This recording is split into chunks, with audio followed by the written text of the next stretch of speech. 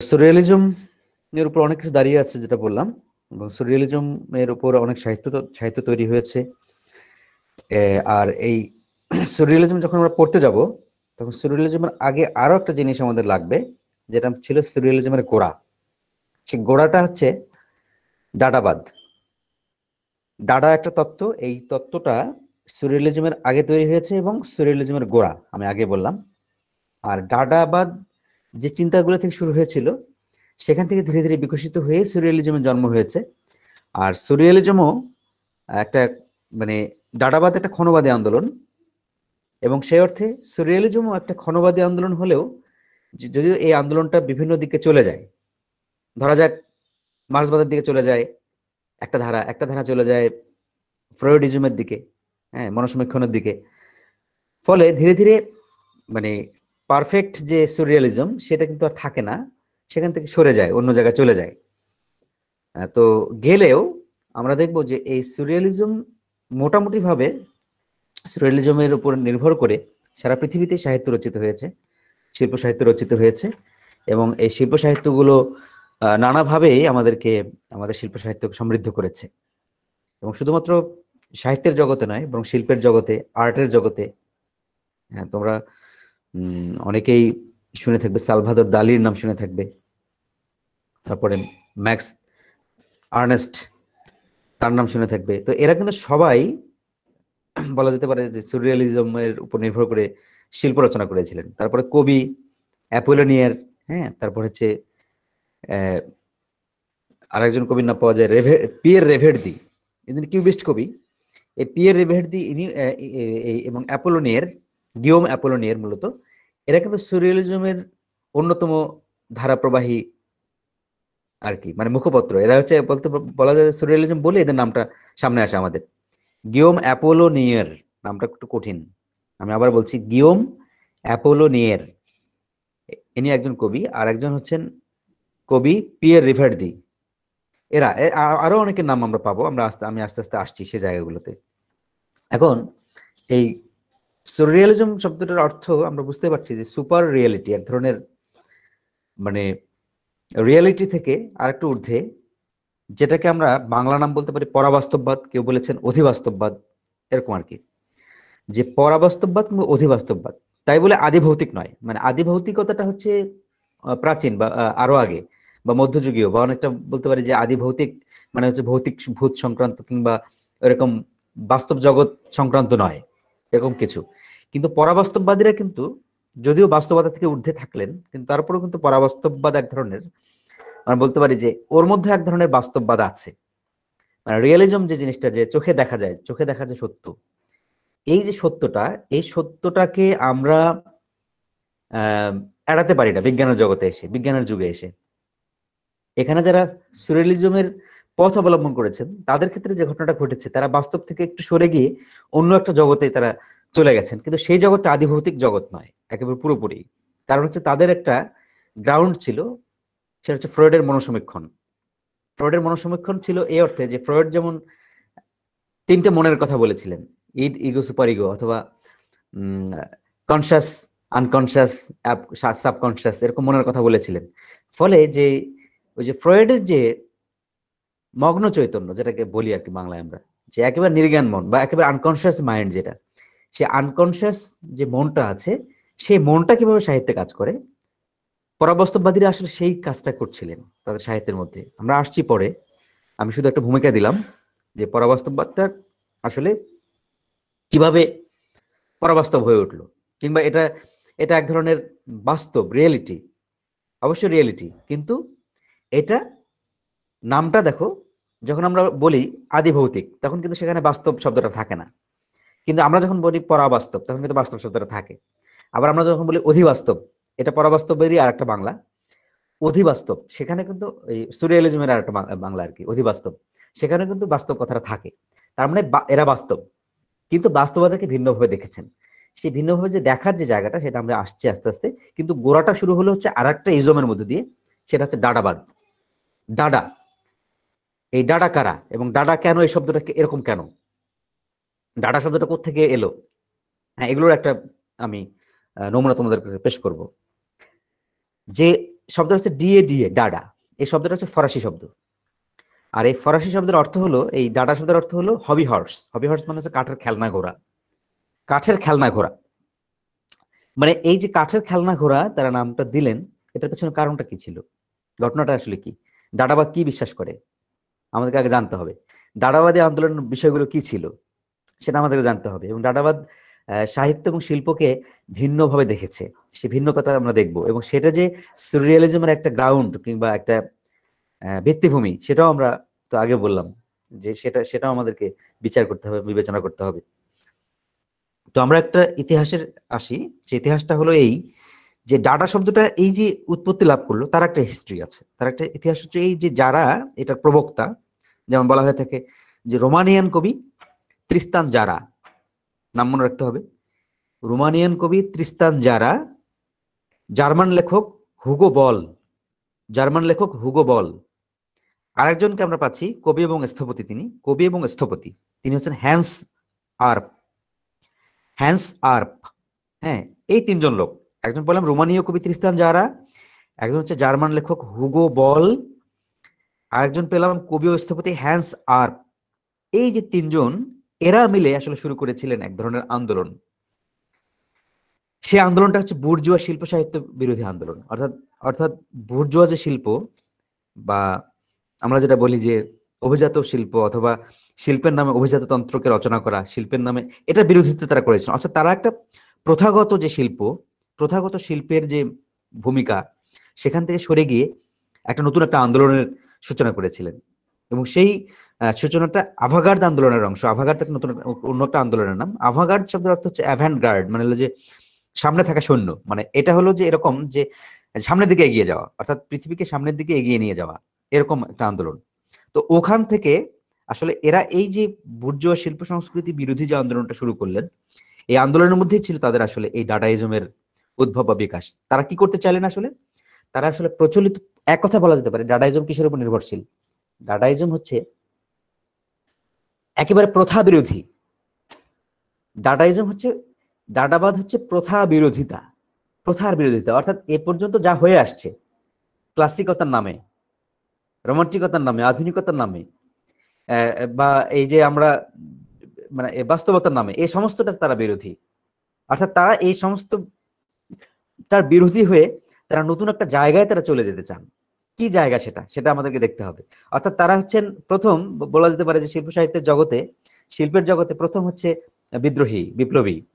অথবা বলতে পারি যে তারা ভিন্নভাবে জীবনকে দেখার চেষ্টা করছিলেন, তারা ভিন্নভাবে শিল্প সাহিত্যকে দেখার চেষ্টা করছিলেন। এবং সেখানে একটা একটা বিদ্রোহ ছিল, একটা বিপ্লব ছিল, একটা ধরনের ভিন্ন ধরনের দেখা ছিল, এক ধরনের প্রতিষ্ঠান বিরোধিতা ছিল। অর্থাৎ প্রচলিত সমাজ ব্যবস্থার যে বিরোধিতার কথা আমরা সবসময় বলে থাকি, সেটা সবখানে আছে, বাস্তববাদী শিল্পের মধ্যেও আছে, সেটা রোমান্টিক শিল্পের মধ্যেও আছে, সব জায়গাতেই। ধ্রুপদী শিল্পের মধ্যে খুঁজে পাওয়া যাবে যে আমরা তো দেখছি যে প্রচলিত সমাজের বিরোধিতা করেন শিল্পীরা, করতে পছন্দ করেন, কিংবা পছন্দ করা শুধু নয়, যেখানে অন্যায়, বিদ্রোহ বা নানা রকমের সমস্যা তারা দেখেন, সেখানে তারা আসলে তারা বিদ্রোহী হয়ে দাঁড়িয়ে যান সে জায়গাগুলোতে। তো আমরা ডাডাবাদকে দেখছি প্রথম আনুষ্ঠানিকভাবে তারা আসলে এই সমস্ত শিল্পের, যেটাকে বলছে এক কথায় বুর্জোয়া শিল্প, এই বুর্জোয়া শিল্পী বিরোধী হয়ে তারা অবস্থান করলেন। আচ্ছা দেখি তারপরেও আমরা আরেকটা জিনিস দেখব, মজার একটা জিনিস। সেটা হলো যে এই যে ডাডাবাদী ত্রিস্তান জারা, হুগো বল কিংবা হ্যান্স আর্প, এরা যে শিল্পের সূচনাটা করেছিলেন সেটা কোথায় বসে হয়েছিল, কিভাবে তারা করেছিলেন, তার একটা ব্যাকগ্রাউন্ড আছে সুন্দর। সেটা হচ্ছে যে একদিন সন্ধ্যায় একটা গল্প আছে প্রচলিত, সেই গল্পটা হচ্ছে একদিন সন্ধ্যায় তারা একটা ক্যাফেতে বসে আছেন। তো ত্রিস্তান যারা একটা কাজ করলেন, এই যে রোমানীয় কবি ত্রিস্তান যারা, তিনি একটা কাজ করলেন যে একটা, তারা একটা উপযুক্ত শব্দ খুঁজছিলেন, যে তারা একটা প্রথা বিরোধী আন্দোলন করতে চান, কিন্তু সেই আন্দোলনের যে একটা উপযুক্ত শব্দ থাকা চাই, যে শব্দটা কি হতে পারে, তখন তারা খুঁজছিলেন কিন্তু পাচ্ছিলেন না। তো তারা এই শব্দটা খুঁজতে গিয়ে অনেক ধরনের আলোচনা সমালোচনা করলেন, কিন্তু কোথাও খুঁজে পেলেন না। তখন কি করলেন, একটা ডিকশনারি নিলেন, এবং ডিকশনারির উপরে ত্রিস্তান যারা যে কাজটা করলেন, রোমানিয়ান কবি ত্রিস্তান যারা, এবং এই ঘটনাটা কিন্তু ঘটেছিল জুরিখে বসে, মানে জুরিখে রোমানিয়া কবি ত্রিস্তান যারা এসছে, জার্মান লেখক হুগো বল, তারপরে যে হ্যান্স আর্প, এরা এরা সবাই কিন্তু ওই একটা ক্যাফেতে আসছে, সেই ক্যাফেতে জুরিখে। হ্যাঁ, জুরিখ আমরা তো জানি যে এই সুইজারল্যান্ডের জুরিখ।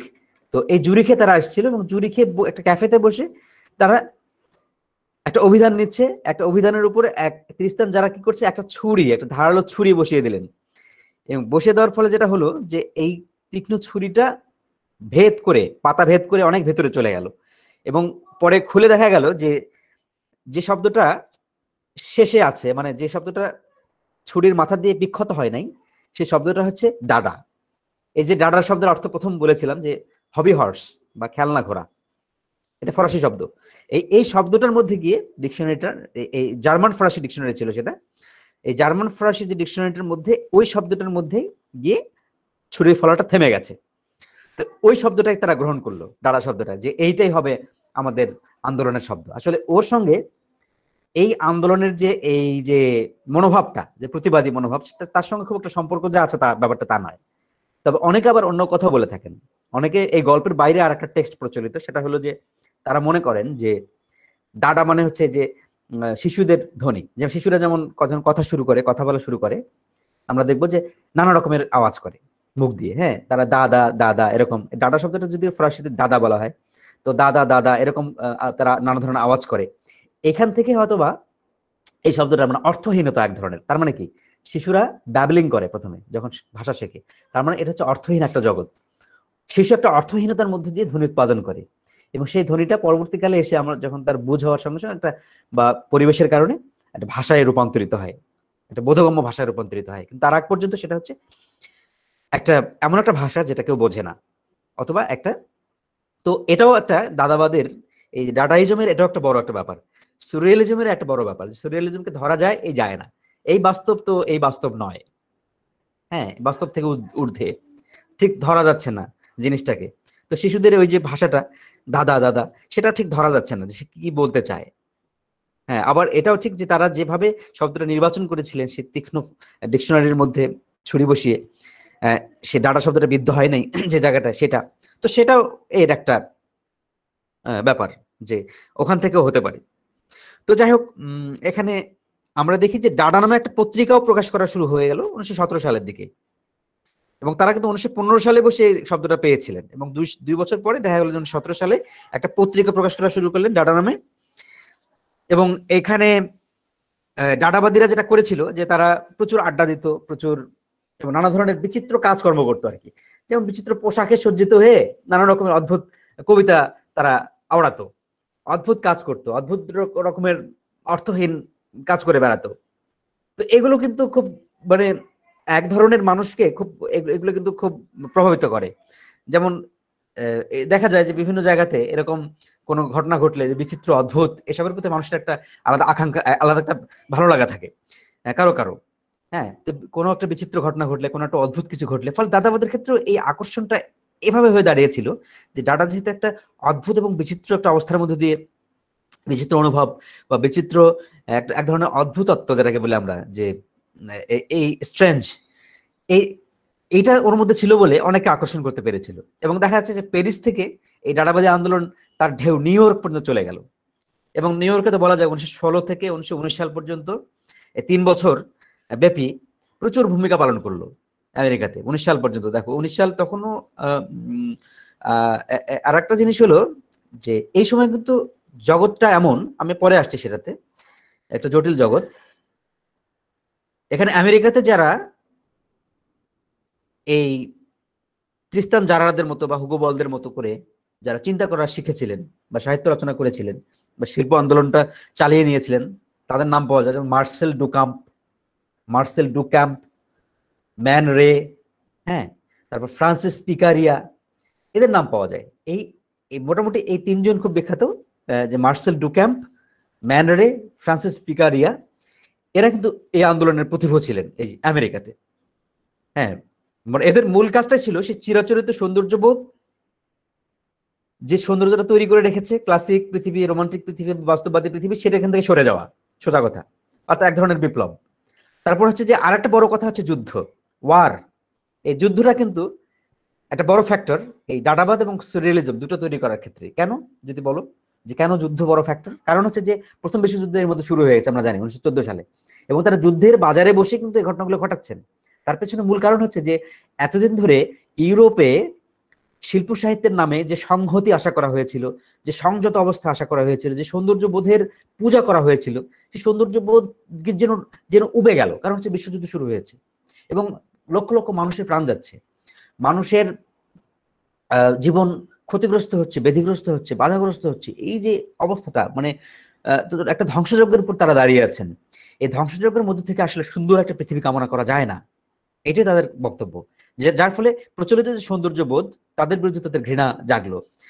তারপরে যুদ্ধ, সমস্ত যুদ্ধের বিরুদ্ধে, তারপরে রাষ্ট্রীয় নীতি নিয়মের বিরুদ্ধে, মানে সামাজিক নিয়ম রীতির বিরুদ্ধে, সমস্তটার বিরুদ্ধে তাদের বিদ্রোহ ঘোষিত হলো। যে কোথায় সমাজ আছে, কোথায় রাষ্ট্র আছে, কোথায় নিয়ম আছে, কোথায় কানুন আছে? কোনো কিছু নাই। যদি না থাকে তাহলে এই যে সুস্থিত যে পৃথিবী বলি আমরা, যে একটা পৃথিবী খুব সুন্দর সুস্থিত, যার উপর ভিত্তিভূমি হয়ে দাঁড়িয়ে আছে বাস্তববাদ, যার যেটাকে বলি আমরা ঠিক যুক্তিবাদ, হ্যাঁ, সেই যুক্তিটা কোথায়? নাই তো।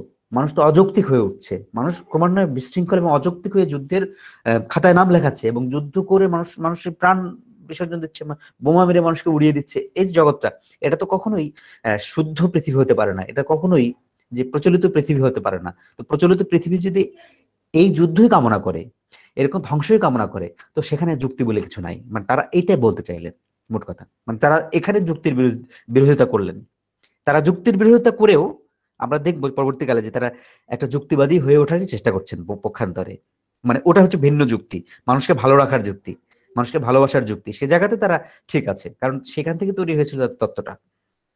যেহেতু তারা বিপ্লবী, বিদ্রোহী এবং চিরাচরিত বোধের যে স্থিত বোধ, তার বিরোধী তারা। তো এখানে আমরা ডাটাবাদের সঙ্গে আরো যুক্ত হলেন অনেক কবি সাহিত্যিক। আমরা দেখবো যে ফ্রান্সে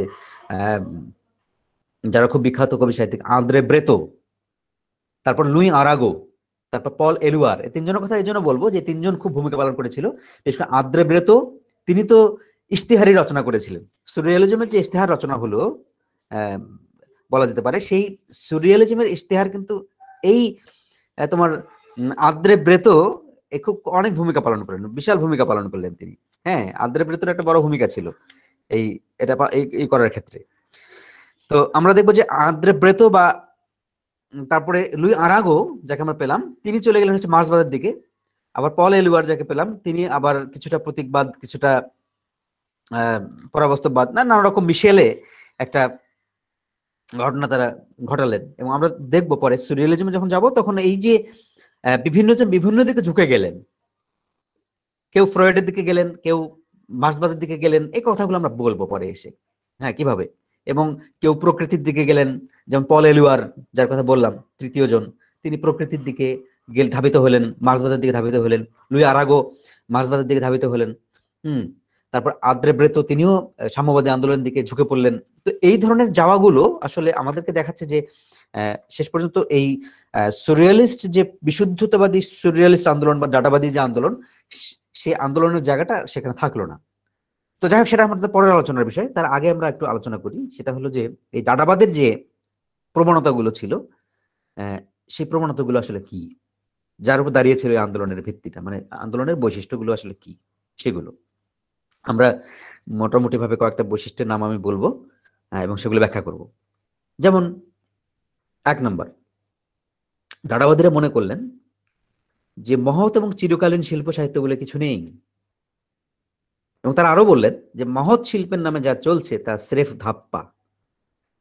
মানে তারা একটা ধাপ্পাবাজি বলে ফেলেন যে মহৎ শিল্প বলে কিছু নাই, মহৎ শিল্প এটা একটা প্রচারণা, এটা মানে একটা যুক্তির জগৎকে কিন্তু ভেঙে দিচ্ছে। এটা কিন্তু সত্য যে আমরা এতদিন জেনে আসছি যে মহৎ সাহিত্য আছে, চিরকালীন সাহিত্য আছে, একটা স্থিত একটা ব্যাপার আছে শিল্প সাহিত্যের মধ্যে, একটা মানদণ্ড আছে, বা অনেক কিছু আছে। একটা শিল্প অনেক কিছু নিয়ে তৈরি হয়, আমাদের ক্লাসিক শিল্প থেকে শুরু করে রোমান্টিক শিল্প, আধুনিক শিল্প, আমরা যেটা আলোচনা করি না কেন, সেদিক থেকে আমরা যে ধারাবাহিকতাটা আমরা পেয়েছিলাম এর আগে, হ্যাঁ, সেই ধারাবাহিকতাটা পুরোটা ক্ষুণ্ণ হয়ে গেল। অর্থাৎ তারা বলছে মহৎ এবং চিরকালীন শিল্প সাহিত্য বলে কিছু নেই, সোজা কথা।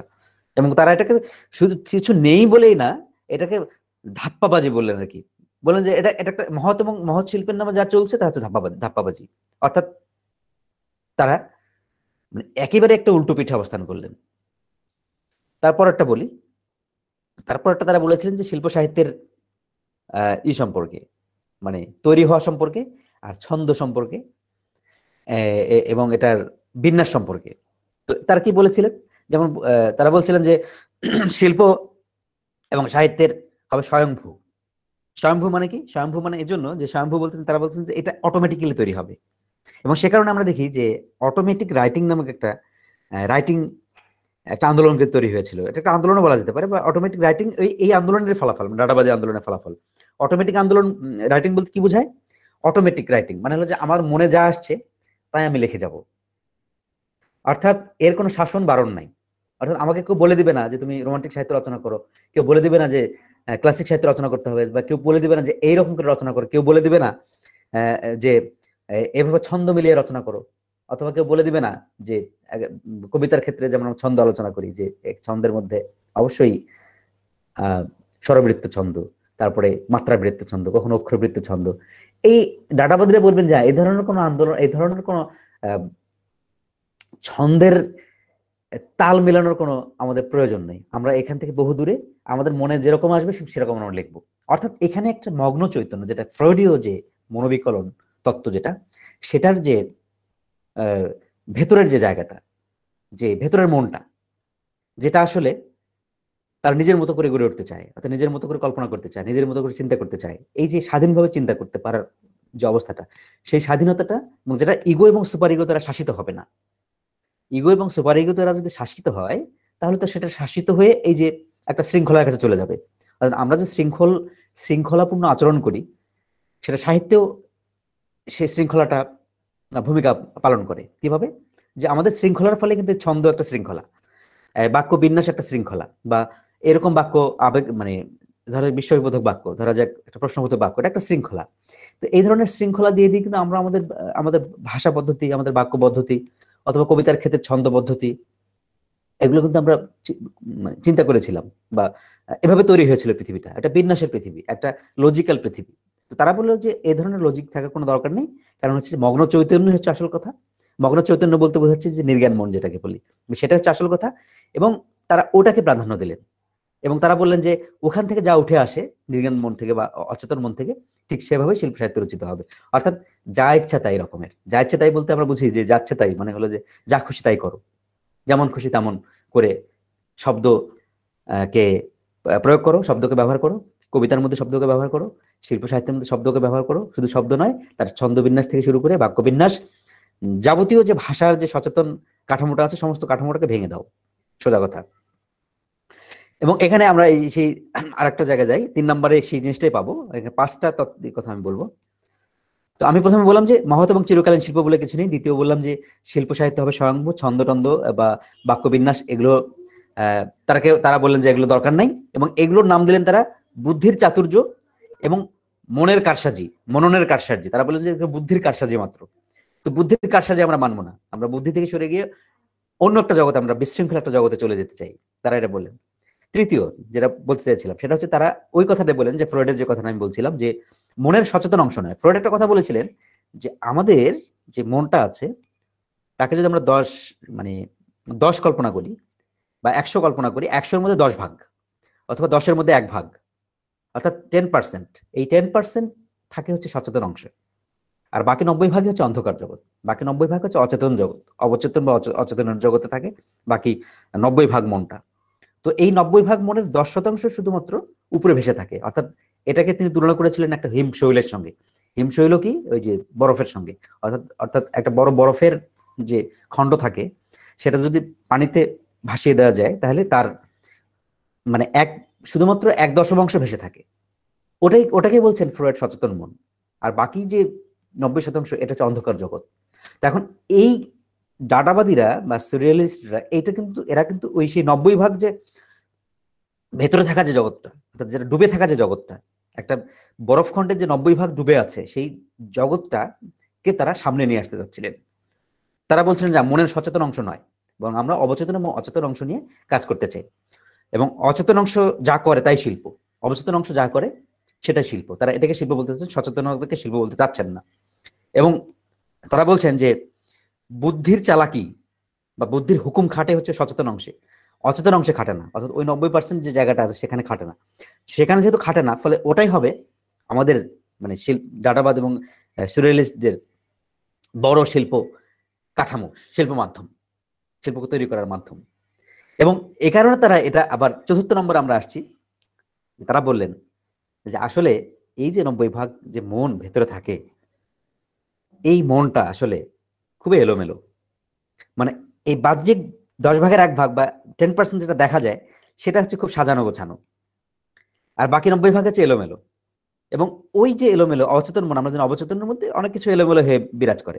এবং আমরা যখন কথা বলি সচেতন ভাবে, তখন কিন্তু খুব সাজিয়ে গুছিয়ে বলি। কিন্তু এই যে অচেতন যে অংশটা, সেটা কখনো সাজিয়ে গুছিয়ে কথা বলতে পারে না।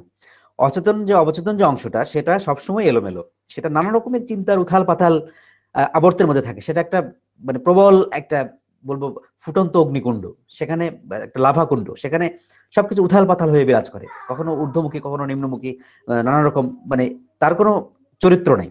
এই যে চরিত্রহীন যে মনটা, সেই চরিত্রহীন মনটা কি তারা আসলে সামনে নিয়ে আসতে চাচ্ছিল শিল্প সাহিত্যের জন্য। এবং সেখানে মগ্ন চৈতন্য বিরাজ করে, সেখানে স্বপ্ন বিরাজ করে। ফ্রয়েডের একটা বড় বড় জায়গা ছিল স্বপ্ন, সেটা আমি আগে বলেছি। এবং স্বপ্নের অধিষ্ঠান কোথায়? স্বপ্নের অধিষ্ঠান ওই যে অচেতন কিংবা অবচেতন জগতে। এবং অবচেতন জগতে হচ্ছে স্বপ্নের ভাড়ার, স্বপ্নের প্রধান আশ্রয়স্থল এবং স্বপ্ন তৈরি হওয়ার স্থল। এবং আমরা যে রাত্রিকালীন স্বপ্ন দেখি, সে সমস্ত স্বপ্নই ওখানে গিয়ে থাকে। এবং আমরা এটাও বলেছি যে সমস্ত আঘাতগুলো আমাদের ওখানে গিয়ে বিরাজ করে, অর্থাৎ ওই অবচেতন মনে গিয়ে বিরাজ করে। এবং ওই অবচেতন মনটা যদি সামনে আসে থাকে, তাহলে কি দশা হবে আমরা জানি না। পৃথিবী হয়ে পড়বো বিশৃঙ্খল, আমরা সেটাও জানি। কিন্তু এই বিশৃঙ্খল জগৎটাকে শাসন করছে ইগো এবং সুপার ইগো। কিন্তু এই ডাটাবাদীরা বলতে চাচ্ছেন যে না, এরকম কোনো কথাই নেই। যদি তাই ঘটতো, তাহলে পৃথিবীতে, মানে তাদের রাগটা হচ্ছে অন্য জায়গায়, তাদের একটা ক্রোধ ছিল, ক্রোধটা হচ্ছে ওই যে বিশ্বযুদ্ধ, মূলত ওটাই। এবং তারা দেখছেন যে যদি পৃথিবী এত সভ্য হতো, তাহলে কেন যুদ্ধ হবে, কেন মানুষকে মারা হবে, কেন সংঘর্ষ হবে, কেন পৃথিবী, যদি এত শৃঙ্খলা জগতে তোমরা কামনা করে থাকো, তাহলে কেন এই ঘটনাগুলো ঘটবে? যেহেতু তোমরা এটা আনতে পারো নাই, তাদের রাগটা হচ্ছে এই জায়গায়, যেহেতু তোমরা এটা আনতে পারো নাই, ফলে তোমাদের জগৎটা বিশৃঙ্খল। বরং ওই অবচেতন মনটা যেটা আছে, যেখানে স্বপ্ন থাকে, যেখানে স্বপ্ন তৈরি হয়, বা যেখানে অন্ধকার জগৎ, যেটাকে আমরা কামনার জগৎ বলছি, যেটাকে আমরা খুব কাঁচা জগৎ বলছি, সেই জগৎটাই ভালো। তারা বলতে চাচ্ছেন উল্টো কথা, অর্থাৎ তারা বিদ্রোহী কিংবা বিপ্লবী। এই কারণে বললাম এই কথাগুলো। এবং এখানে আহ, এই যে আমরা বলছি যে অবচেতন মনটা হচ্ছে এলোমেলো, আমরা জানি এই যে 90% মন, এটা আমাদের বাস্তব অর্থে, এটা ফ্রয়েডে বললেন যে এটা হচ্ছে এলোমেলো জগৎ, এটা চিন্তাক্রম নাই, এটা হচ্ছে অগোছালো এবং এলোমেলো। এবং সেই জগৎটাতে রয়েছে অসংলগ্নতা, দুর্বোধ্যতা, পারম্পর্যহীনতা, এরকম নানান কিছু থাকে। এটা এক ধরনের স্বৈরাচার। তো এই স্বৈরাচারকে তারা পছন্দ করেছিলেন।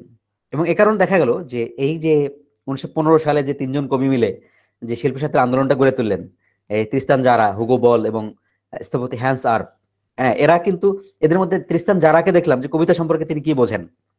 আমরা যদি তৃস্তান জারার কবিতার ভাবটাকে বুঝতে চাই, তাহলে আমরা দেখতে পাবো যে তৃস্তান জারা বলছেন যে কবিতা, একটা কবিতা নাও, কবিতাকে কাটো, মানে ইয়ে দিয়ে, কাঁচি দিয়ে, এবং কেটে কুটে কবিতার শব্দগুলোকে আলাদা আলাদা করে ফেলো, এবং সেই শব্দগুলোকে যথেচ্ছভাবে জোড়া দাও, মানে যাচ্ছে তাই রকম করে। তো জোড়া দিলে যা হবে তাই হবে কবিতা। অদ্ভুত, এটা কিন্তু কেউ মানবে না, কোনো সচেতন মানুষ এটা মানতে পারবে না। যে তৃস্তান যারা যে কথাগুলো বললেন, যে শব্দ মুঠো, তিনি বলছেন যে এরকম কথা বলছেন যে মুঠো ভরে শব্দ নাও, সেই শব্দগুলো কাটো এবং এক মুঠ তুলে নাও, এবং সেই মুঠকে ছড়িয়ে দাও, এবং সেখান থেকে বাছে, মানে ই করে আবার জোড়া দিয়ে যা যা হয় তাই হলো, তাই হয়ে যাবে কবিতা। তো এটা তো খুবই বিশৃঙ্খল একটা কথা।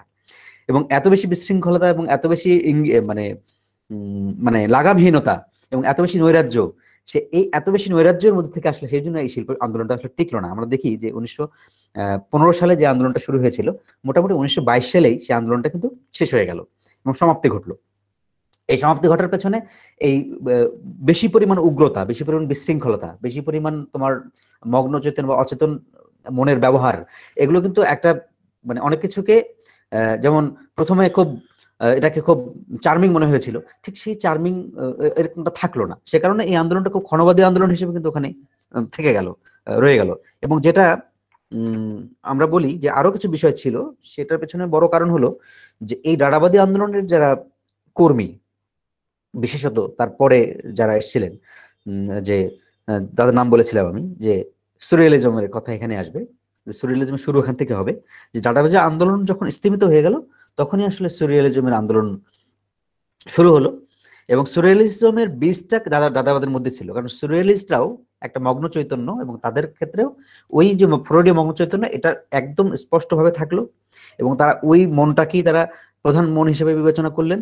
এবং তারা দৃশ্যমান জগৎ শুধু নয়, মানে দৃশ্যমান জগতের বাইরে যে স্বপ্নের জগৎ থাকে, আমাদের যে কল্পনার জগৎ থাকে, দৃশ্যমান জগতের বাইরে যে নানা ধরনের, মানে এটা ফ্রয়েড একটা কথা ফ্রয়েডের তত্ত্ব থেকে তারা বের করলেন সুরিয়ালিস্টরা, যে যে 90 ভাগ অবচেতন মনের মধ্যে এলোমেলো এবং বিশৃঙ্খল যে মনটা থাকে, সেখানে সবকিছু থাকে অসংযত, আমরা জানি, পারম্পর্যহীন।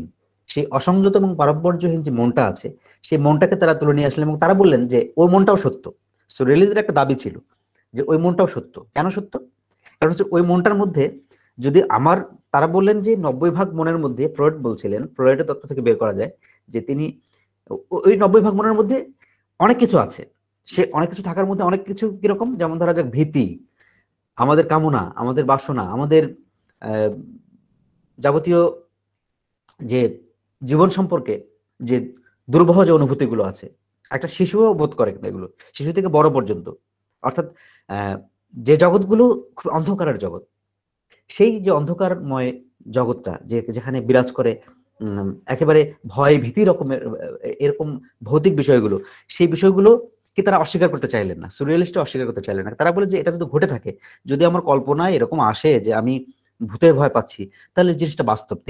তারা বলতে চাচ্ছেন যে জিনিসটা বাস্তব এই অর্থে যে যেহেতু ভয়টা পাচ্ছি, যেহেতু ওই মনের মধ্যে এই ক্রিয়াটা ঘটছে, যদি ঘটে থাকে তাহলে সেটা বাস্তব। অর্থাৎ তারা তারা বাস্তবতাকে আর একটু এগিয়ে নিয়ে গেলেন। তারা বললেন যে হ্যাঁ, বাস্তব শুধুমাত্র দৃশ্যমান জগতে বাস্তব নয়, বরং বাস্তবের বাইরেও যে আমাদের 90% যে মনটা আছে, অচেতন বা অবচেতন মন, সেখানে ঘটে যাওয়া যে যাবতীয় দুর্ঘটনা বা যেগুলো লুকিয়ে আছে এলোমেলো অবস্থায়, সেগুলো আসলে আমাদের সামনে নিয়ে আসা উচিত, সেটা কিন্তু তারা বললেন। তো এইভাবে তাদের সাহিত্য রচনা করলেন। এবং তাদের এখন আমি বলি যে এখানে আমরা নানা রকমের সাহিত্য আমরা পেয়েছি এই এদের হাত ধরে। এবং শিল্পের জগৎ, বিশেষ করে আর্টের জগৎ, মানে দুটো জগৎ নিয়ে আমরা কথা বলতে পারি। একটা হলো যে শিল্প আর্টের জগৎ বা অঙ্কনের জগৎ, আর একটা হলো আমাদের সাহিত্যের জগৎ। এই দুটো জায়গাতেই প্রচন্ড ভূমিকা পালন করেছিল। শুধু তাই নয়, বরং বলা যেতে পারে যে সুরিয়ালিস্ট যে শিল্প আন্দোলন, সেটা কিন্তু বহুদূর বিস্তৃত। এটা বলে যে চলচ্চিত্রে, আমি যেমন সালভাদর দালির কথা বলেছি, এই সালভাদর দালি কিন্তু নিজে অভিনয় করেছেন, তারপর নিজে আর্টিস্ট ছিলেন, এবং সবকিছুর মধ্যে দিয়ে তিনি গিয়েছেন, এবং সমস্ত জাগতিক যে শিল্পগুলো আছে, সমস্ত শিল্পগুলোর মধ্যে দিয়ে তিনি আসলে নিজেকে ছড়িয়ে ছিটিয়ে দিচ্ছিলেন। আমরা জানি যে সালভাদর দালির কথা তোমরা যদি পড়ে থাকো, সালভাদর দালি সম্পর্কে আমি একটা তোমাদেরকে ভিডিও দিতে পারি। আর সুরিয়ালিজম সম্পর্কে, সুরিয়ালিস্ট যে আর্ট গুলো আছে সেগুলো সম্পর্কে আজকে বেশি কথা বলা গেল না, সময় নেই। তো সুরিয়ালিস্ট যে আর্ট গুলো আছে সেগুলো সম্পর্কে একটা ধারণা দিতে পারি যে আর্টগুলো কেমন ছিল। আর্টগুলো ছিল খুব বিশৃঙ্খল, এবং আর্টগুলো ছিল মানে সেই অচেতন মন, যেটা অবচেতন মনেরই প্রকাশ। হ্যাঁ, সেই নানা রকম শিল্প আছে, সেগুলো দেখাতে পারলে ভালো হতো।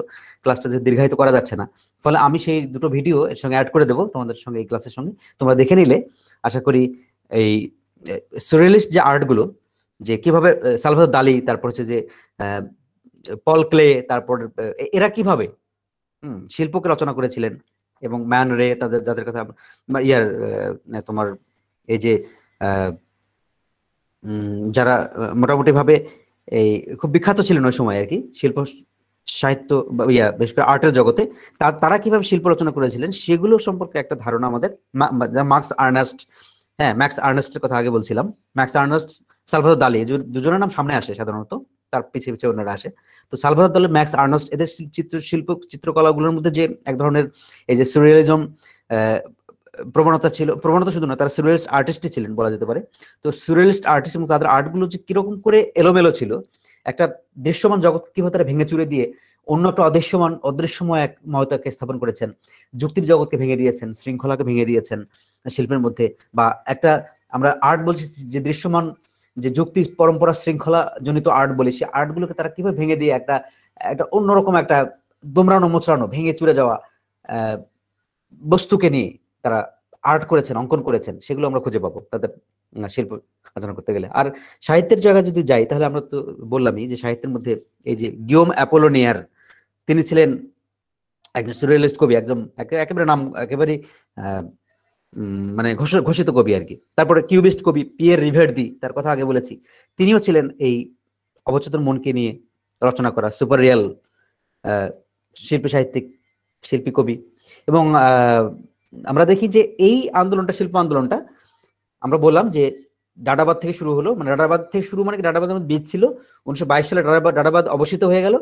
আর 1922 সালের পরে এসে মোটামুটি 1950 সাল পর্যন্ত রাজত্ব করেছে।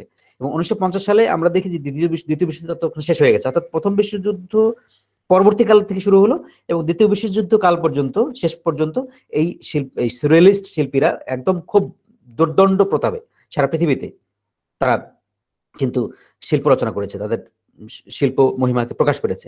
এবং সেখান থেকে আমরা লক্ষ্য করি যে আমাদের যদি বলো যে বাংলা সাহিত্যে কারা এই ডাটাবাদ ইয়াকে সুরিয়ালিজমকে অবলম্বন করেছে, অনেক কবি সাহিত্যিক ছিলেন এখানে আমাদের এখানে, যে যারা আসলে তাদের এই অবচেতন মনকে কেন্দ্র করে বা মগ্ন চৈতন্যকে কেন্দ্র করে তারা শিল্প এবং সাহিত্য রচনা করেছিলেন। যেমন জীবনানন্দ দাশের কথা বলাই যায়, যেমন জীবনানন্দের ঘোড়া একটা কবিতা আছে, হরিণেরা, এই কবিতাগুলোর মধ্যে বা 8 বছর আগের একদিন, হ্যাঁ, এগুলোর মধ্যে কিন্তু স্পষ্টতই এরকম যে পরাবাস্তব যে জগৎটা সেটা উঠে আসছে। যেমন সৈয়দ ওয়ালিউল্লাহর উপন্যাসের জগতে, সৈয়দ ওয়ালিউল্লাহর সাহিত্যে কাঁদো নদী কাঁদো উপন্যাস যদি পড়ো তাহলে দেখবে সেখানে এক ধরনের পরাবাস্তব একটা মহিমা সেখানে লুকায়িত আছে। তারপরে পশ্চিমবঙ্গের কবি শক্তি চট্টোপাধ্যায়, তিনি একটা কবিতা রচনা করেছেন জরাসন্ধ, তার ওই কবিতাটার মধ্যে খুঁজে পাওয়া যেতে পারে এরকম নমুনা, এবং এরকম অসংখ্য নমুনা খুঁজে পাওয়া যেতে পারে। যেমন এখন যারা লিখছেন বা বেঁচে আছেন হরিপদ দত্ত, তিনিও একটা পরাবাস্তব একটা জগৎকে নিয়ে কবিতা গল্প রচনা করেন, উপন্যাস রচনা করেন। তো এগুলো মোটামুটি ভাবে আমাদের মানে এই পরাবাস্তববাদী আন্দোলন স্থিমিত হওয়ার পরেও 1950 সালে তারপরেও আমরা দেখতে পাচ্ছি যে এই এই এর ভেতরে এবং এর পরেও এই জগৎটাকে প্রভাবিত করেছে সুরিয়ালিস্ট যে জগৎটা, এবং সুরিয়ালিজমের মধ্যে অনেক কিছুর ভিত্তি ছিল। পরবর্তীকালে যে অ্যাবসার্ড আন্দোলন গড়ে ওঠে, এই অ্যাবসার্ডের একটা ভিত্তিভূমি কিন্তু এই সুরিয়ালিস্ট যে বিষয়টা। এবং এখন যে ম্যাজিক রিয়েলিজম কিংবা আমরা বলি যে উত্তরাধুনিকতা, এরও কিন্তু একটা বীজ কিন্তু ওখানে ছিল। মানে সুরিয়ালিজম একটা ব্যাপক বড় বিদ্রোহ, এটা আগে বললাম যে কেন, কারণ হচ্ছে শৃঙ্খল জগৎকে সে বিশৃঙ্খল জগৎ দিয়ে বিচার করতে চায়, ব্যাখ্যা করতে চায়। এই যে চাওয়াটা, এটা অবশ্যই একটা অনেক বড় একটা ব্যাপার। এবং আমি জীবনানন্দের একটা কবিতা পড়ে এটাকে শেষ করে দেবো আজকের ক্লাস। যেমন জীবনানন্দ তার ঘোড়া যে কবিতাটা রচনা করেছিলেন, সেখানে কিভাবে পরাবাস্তব ভাবনাকে তিনি শৈলীতে নিয়ে আসছিলেন এবং সেটাকে সুন্দরভাবে গ্রথিত করে দেওয়ার চেষ্টা করেছিলেন। যে তার কবিতাটা পড়ে শোনাই। কবিতার নাম হচ্ছে ঘোড়া, জীবনানন্দ দাশ। আমরা যাইনি মরে আজও, তবু কেবলই দৃশ্যের জন্ম হয়। আমরা যাইনি মরে আজও, তবু কেবলই দৃশ্যের জন্ম হয়। মহিনের ঘোড়াগুলো ঘাস খায় কার্তিকের জ্যোৎস্নার প্রান্তরে। এই যে কথাটা, মহিনের ঘোড়াগুলো ঘাস খায় কার্তিকের জ্যোৎস্নার প্রান্তরে, আমরা মানে একটা অসাধারণ একটা স্বপ্নের জগতে কিন্তু নিয়ে গেছেন। এবং এই স্বপ্নটা হচ্ছে বাস্তব নয় ঠিক ওরকম, যে মহিনের ঘোড়াগুলো ঘাস খাবে কার্তিকের জ্যোৎস্নার প্রান্তরে। মানে রাতে ঘোড়া কখনো এমনি ঘাস খায় না, তারপর আবার কার্তিকের জ্যোৎস্না সেটার প্রান্তরে এখানে বসে এই মহিনের ঘোড়াগুলো ঘাস খাবে। এবং আমরা যাইনি মরে আজও, তবু কেবল দৃশ্যের জন্ম হয়। বোঝা যাচ্ছে যে কবির মধ্যে একটা একটা ভিন্ন ধরনের একটা আলোড়ন কাজ করছে মনের ভেতরে, এক ধরনের বিশৃঙ্খলা, এক ধরনের তাপিত জগৎ, তাপিত তাপিত হয়ে আসছে জগৎটা সেটা কাজ করছে তার ভিতরে, এবং যন্ত্রণাকাতর একটা অনুভব, এবং একই সঙ্গে যে ভেতরের পৃথিবীটা ভেঙে চলে যাচ্ছে কবির, সেটা কিন্তু সামনে চলে আসছে। এবং তিনি এর মধ্যে দিয়ে একটা স্বপ্নের জগৎ, একটা চরাচর, একটা একটা দুরভিস গম্য একটা অবস্থা, যেটাকে আমরা সাধারণত রোমান্টিসিজম পেয়েছিলাম। কিন্তু রোমান্টিসিজমের সঙ্গে সুরিয়ালিজমের কোনোভাবে মিল নাই, কারণ রোমান্টিক পৃথিবী হচ্ছে শৃঙ্খলার পৃথিবী, শৃঙ্খলার মধ্যে সৌন্দর্যকে খোঁজা। রোমান্টিকতা হচ্ছে শৃঙ্খলার মধ্যে সৌন্দর্য খুঁজেছে, কিন্তু এরা হচ্ছে বিশৃঙ্খলার মধ্যে সৌন্দর্য খুঁজেছে সুরিয়ালিস্টরা। ফলে এদের কল্পনা প্রাধান্য পায় এখানে, ওদেরও রোমান্টিকদের মধ্যে কল্পনা প্রাধান্য পায়, কিন্তু রোমান্টিকদের কল্পনা এদের কল্পনা মোটো এক নয়, এটা তো আমরা বুঝতে পারলাম। তারপর আরো কবিতার আরো লাইনগুলো পড়ি, যে তিনি বলছেন যে প্রস্তর যুগের সব ঘোড়া যেন এখনো ঘাসের লোভে চড়ে পৃথিবীর কিমাকার ডাইনোমোর পরে। অদ্ভুত, মানে কোথা থেকে কি মেশাচ্ছেন তিনি তার ঠিক নেই। যে প্রস্তর যুগের সব ঘোড়া, সেই যে মহিনের ঘোড়াগুলো, সেই প্রস্তর যুগে বিরাজ করে সেই ঘোড়াগুলো এখনো ঘাসের লোভে চড়ছে পৃথিবীর কিমাকার ডাইনোমোর পরে। এর পেছনে কিন্তু এক ধরনের প্রতীক আছে, যে এই এই কিমাকার পৃথিবী বলতে কি বোঝাচ্ছে, অর্থাৎ ওই যে প্রস্তর যুগের যে ঘোড়া যারা, এবং এরা লোভে পড়ছে, অর্থাৎ লোভ মানে হচ্ছে যে এই যে লোভটা, যেটা হচ্ছে যে মানুষের লোভটি মানুষকে নষ্ট করে দিচ্ছে, এবং যুদ্ধ বিগ্রহ সংগ্রাম বা এই সমস্যা পৃথিবী বিশৃঙ্খলা তৈরি করছে এবং পৃথিবীকে শোষণ করছে। তিনি কিন্তু তাদের কথাই বলছেন, যে পৃথিবীর কিমাকার ডাইনামোর পরে, এই যে পৃথিবী নামক কিমাকার যে একটা জিনিস আছে তার মধ্যে। তারপর তিনি আরো বলছেন যে আস্তাবলের ঘ্রাণ ভেসে আসে এক ভিড় রাত্রির হাওয়ায়। সে ঘোড়ার যে আস্তাবল, সেখানে ঘ্রাণ ভেসে আসছে ভিড় রাত্রির হাওয়ায়। বিষণ্ণ খড়ের শব্দ শব্দ ঝরে পড়ে ইস্পাতের কলে। কোথায় কোথায় নিয়ে গেলেন, যে এই যে আস্তাবলের হাওয়া শব্দ, সেটা আবার কবিকে ভেতর দিয়ে রাত্রির হাওয়ার মধ্যে দিয়ে একটা বিষণ্ণ খড়ের যে শব্দ আস্তাবলের, সেটা নিয়ে যাচ্ছে ইস্পাতের কলে। অর্থাৎ সেই পৃথিবী থেকে, আস্তাবলের যে ঘোড়ার যে অতীত পৃথিবী থেকে আজকে ইস্পাতের কল, অর্থাৎ এটা হচ্ছে যে ইস্পাতের কল থাকে হলো আধুনিক যুগে, অর্থাৎ এটা হলো যন্ত্র সভ্যতার নমুনা। সেখান থেকে সেখান পর্যন্ত কিভাবে তিনি এক জায়গা থেকে আরেক জায়গায় মুহূর্তের মধ্যে চলে যাচ্ছেন, এটা অবচেতন মনের ফলাফল। অর্থাৎ অবচেতন মন যে কোনো সময় স্বপ্নের জগতে যখন থাকে, সে এক জায়গা থেকে আরেক জায়গায় সুইচ করে চলে যেতে পারে, যেহেতু মনের কোনো বাধা নেই, অবচেতন মনের কোনো বাধা নেই, তার কোথাও যেতে কোনো বাধা নেই। তারপরে তিনি বলছেন যে চায়ের পেয়ালা কটা বেড়াল ছানার মতো ঘুমে ঘেও কুকুরের অস্পষ্ট কবলে হিম হয়ে নড়ে গেল ওপাশের পাইস রেস্তোরাঁতে। কোথায় কোথায় নিয়ে যাচ্ছেন, যে সেই ইস্পাতের কল, সেই তারপর আবার চায়ের পেয়ালা, সেখান থেকে বেড়াল ছানা, তারপরে হচ্ছে কুকুরের অস্পষ্ট শব্দ, তারপরে আবার সেটা হিম হয়ে নড়ে গেল ওপাশের রেস্তোরাঁতে। মানে কোনো ঠিক ঠিকানা নাই, কোনো একটা বিশৃঙ্খল জগৎ যেন। তারপরে বলছেন যে প্যারাফিন লণ্ঠন নিভে গেল গোল আস্তা বলে সময়ের প্রশান্তির ফুয়ে এইসব ঘোড়াদের নিয়লিত স্তব্ধতার জ্যোৎস্নাকে ছুঁয়ে। তো এই যে মানে ভাষণ, এর মধ্যে কোথাও কোনো আমরা দেখতে পাচ্ছি যে একটা নিরন্তর স্বপ্নের জগৎ, একটা বিশৃঙ্খলার জগৎ, একটা শব্দকে ভেঙে দেওয়ার জগৎ, একটা ঠিক ঠিক রোমান্টিকদের যে প্রশান্তিময় যে জগৎটা ছিল, কল্পনার জগৎ, সেটা নয় নিশ্চয়ই। এটা হচ্ছে একান্তই ভেঙে চলে যাওয়া এক জগৎ, এবং এক জায়গা থেকে ক্রমান্বয়ে এই অবচেতন মন যেমন এক জায়গা থেকে অন্য জায়গায় খুব দ্রুত ইলেকট্রিক শকের মতো, মানে এটা হচ্ছে যে অনেকে বলতে থাকে যে ইলেকট্রিক শক এবং বিস্মিত হওয়ার কবিতা।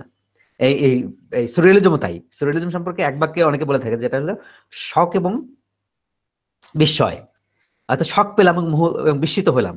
এই শক এবং বিস্ময় না থাকলে সুরিয়ালিজম তৈরি হয় না, এবং শক এবং বিস্ময়ই হচ্ছে এটার ভিত্তিভূমি এই সুরিয়ালিজমের। ফলে যে কবিতার মধ্যে শক তৈরি করা, যে কোনো ভাবে হোক এক ধরনের ঝাঁকুনি তৈরি করা, এক ধরনের শক তৈরি করা, ইলেকট্রিক শকের মতো এক ধরনের, তারপরে হচ্ছে যে বিস্ময় তৈরি করা, যে প্রত্যেকটা শব্দ, প্রত্যেকটা গ্রন্থনা, প্রত্যেকটা মানে কল্পনা মুহূর্তে মুহূর্তে বিস্ময় তৈরি করবে, বিস্ময়ের জগতে নিয়ে যাবে, এবং শব্দ গ্রন্থনাগুলো ঠিক ওই বিস্মিত জগতের দিকে হুড়মুড় করে ছুটে যাবে।